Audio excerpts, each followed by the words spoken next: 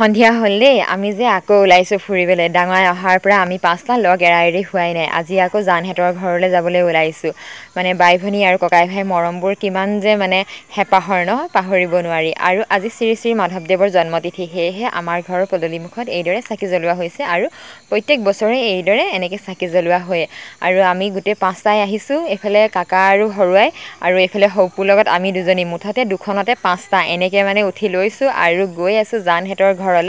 কিন্তু এটা বেয়া কথা কি জানেনে আমি যে জানহঁতৰ ঘৰলৈ গৈছোঁ কিন্তু সিহঁতৰ ঘৰত যে মানুহ নাই আৰু এইফালে অগি ওলাই আহিছে আমাক সম্ভাষণ জনাবলৈ বাবু আছে বাৰু কিন্তু আমিও মানে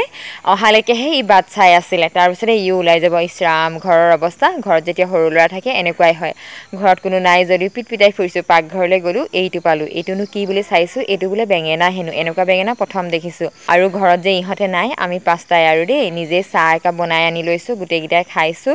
আৰু কি কৰোঁ কি নকৰোঁ কৰি মানে আমি কেইটাই যে ইয়াতে মানে শুই বহি আছোঁ আৰু এইফালে আহি ওলাইছে সিহঁতে কেইটা দেই সময় হৈছে 10:24 পিছফালে ঘড়ীটোত ওলাই আছে আৰু যে যেনেকৈ পাৰোঁ শুই লৈছোঁ আৰু ইয়াতে চোফাতে আৰু এতিয়া মানে ইহঁতে অহাৰ পিছতহে ভাত পানী বনাবলৈ যোৱা হৈছে আগৰ সময়কণ আমি এনেকৈ আৰু মোবাইল চাই কিবা কিবি কথা পাতি কোনোবাই শুইছে তেনেকৈ কৰিয়ে সময়খিনি পাৰ কৰি দিছোঁ আৰু এতিয়া হৈ গ'ল আমাৰ খানা খোৱা সময় আজি লোকেল চিকেন লৈছোঁ দেই আৰু এইফালে আচাৰ কেইবাবিধো বনাই ৰাখিছে আমি কিন্তু এবিধে খাইছোঁ আৰু বেলেগ বেলেগ আইটেমো আহি আছে এবিধকৈ আৰু যে আজি ইয়াত মই প্ৰথম খাইছোঁ কলডিলৰ বইল কিন্তু কলডিলৰ বইলটো যে ইমান সোৱাদ লগা হৈছিলে মই মাংস পাহৰি মাত্ৰ কলডিলৰেহে খাইছোঁ আৰু লেটা ভাজি মাংস ফ্ৰাইও কৰিছিলে এনেকৈ আৰু গোটেইখিনিয়ে মিলি এসাঁজ আৰু সেইদিনা যে থাকিলোঁ পিছদিনা ৰাতিপুৱাহে চাওকচোন এই ৰাতিপুৱা সময়কণ আমি ঘৰলৈ আহিছোঁ যিহেতু আমাৰ পিছৰ কামখিনিও কৰিব লাগিব